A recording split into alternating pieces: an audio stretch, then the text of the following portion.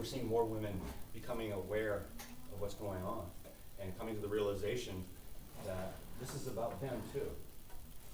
Coming to the realization that gun rights are women's rights.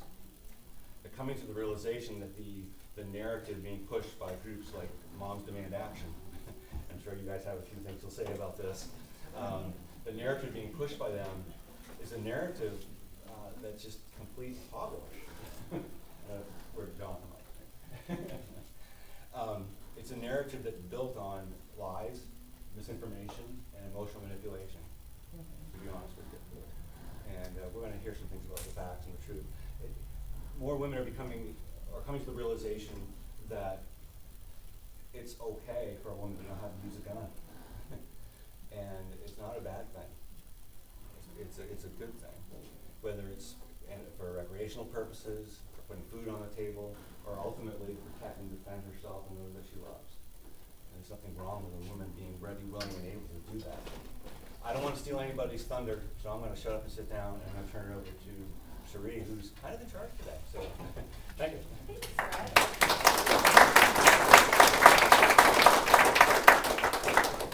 So thank you all for coming.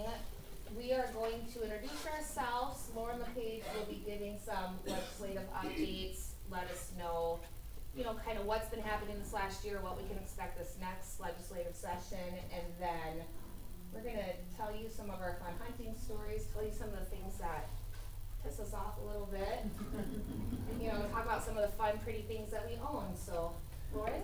Yeah. Can everyone hear me if I stay seated? Is that cool?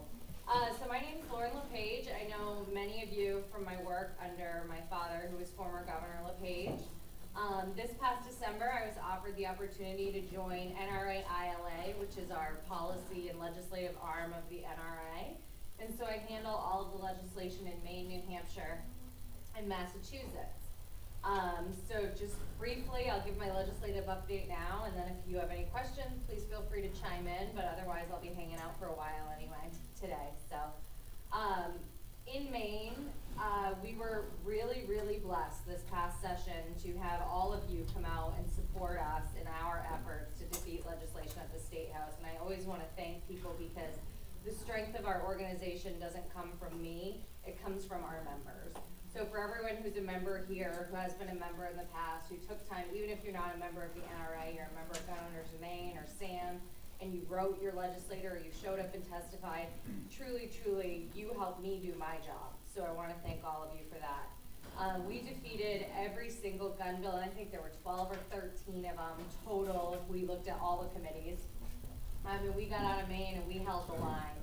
And I think after this past election, just based on breakdown and sort of the nature of, I know gun rights is not a partisan issue, but the change in the legislature and the new administration, we weren't sure sort of what kind of battles we were going to be up against. And it proved that there was quite an aggressive effort to try to stifle Second Amendment rights in Maine. So luckily we defeated all kinds of bills and held the line. And I think it really set the tone for this past week at Legislative Council, when there were 5 or 6 anti-gun bills that were introduced, and we got leadership led by the Democrats to vote no on every single one. They did table one gun-free zone that I think is going to get in, and that'll be a battle that we're going to have to fight and hold the line on next session.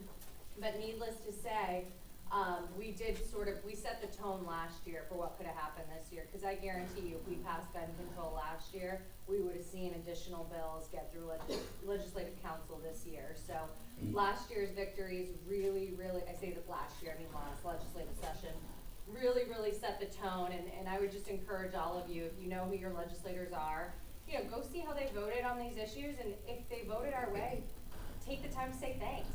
They really appreciate sort of hearing from you and your appreciation, because they get beat up all the time up there.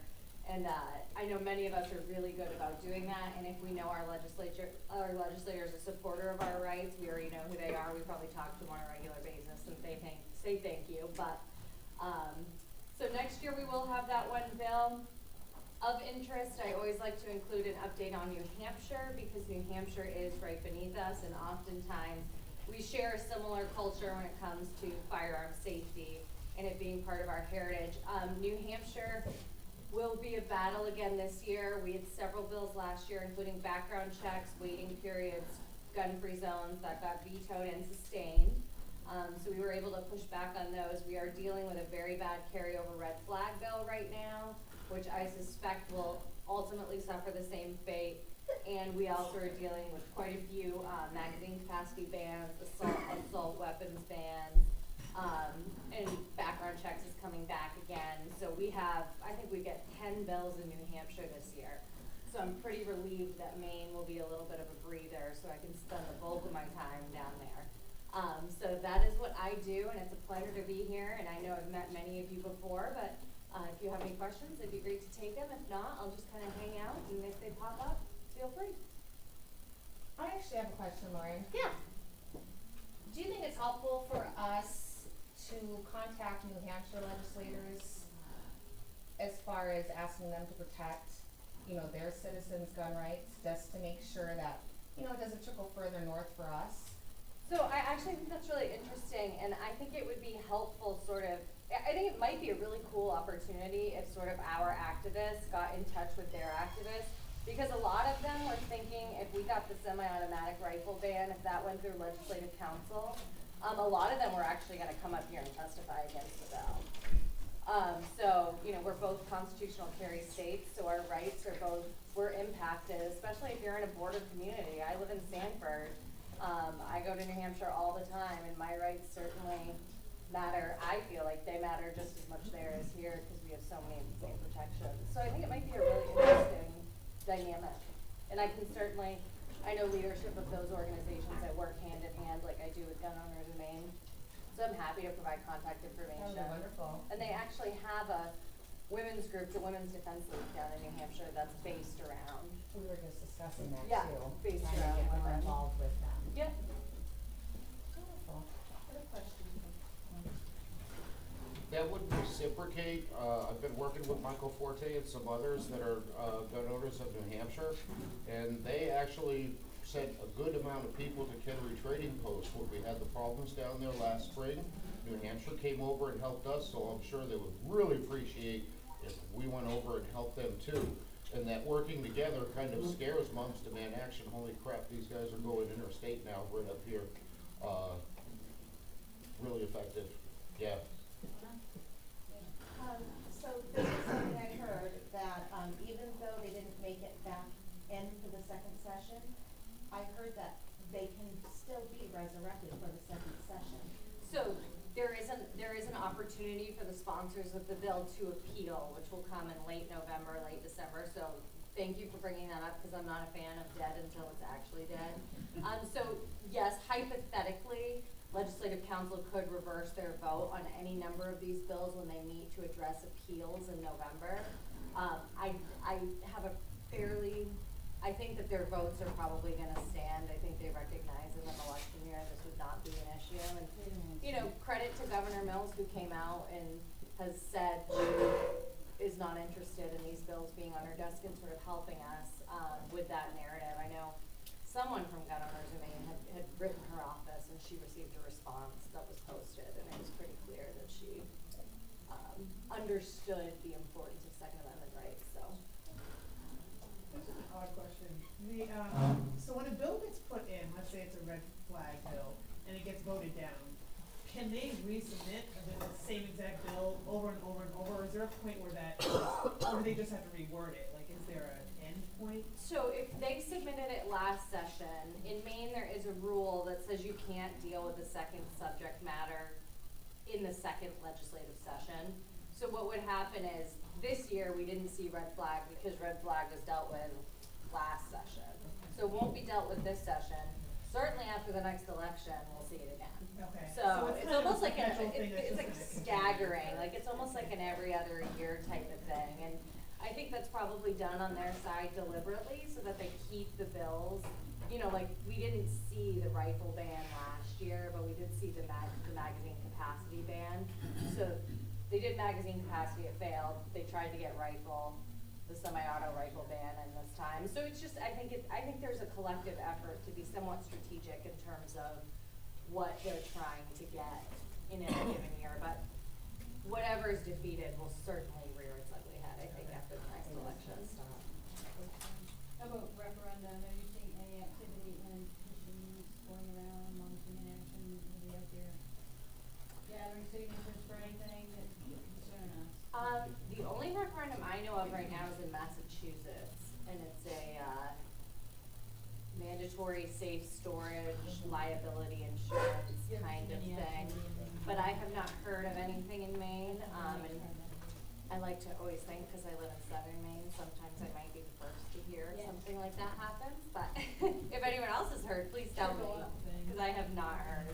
Although I wouldn't, you know, they've got millions to invest, they've done it before, so like I said, we can't. Didn't follow them. No.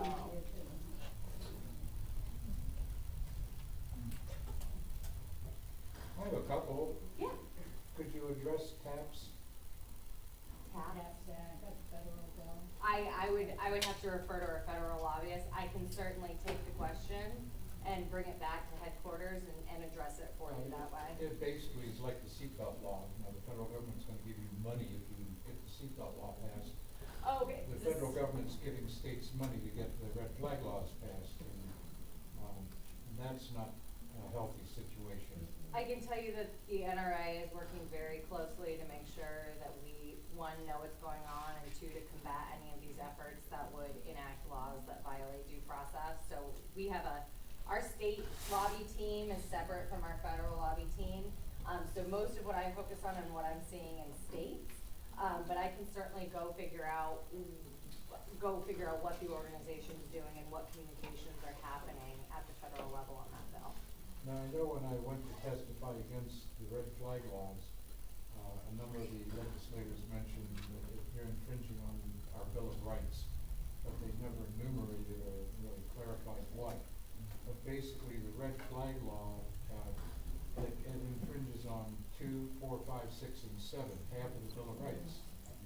I don't see the red flag law as much of a gun control effort as much as it is trying to strip us of our Bill of Rights. And we need to be cognizant of that, because once the Bill of Rights are gone, we're gone. And there's nothing to think of, there's nothing to stand on. And I think, as a whole, I wrote to a number of people, including Pelosi and Trump, a nice letter that said, by addressing the gun control by a red flag, I think you're missing the point. None of this is going to work because you're not addressing the problem, which is violence. Violence on television, violence in the movies, violence on video games. You got these brain dead kids coming out of school being programmed by television, American Horror Story, Vikings, The Purge, you know, it's okay to go out and kill. I don't see the gun owner community addressing our politicians and wanting them to take a stance against the violence, the blatant violence that's out there, curbing that, which I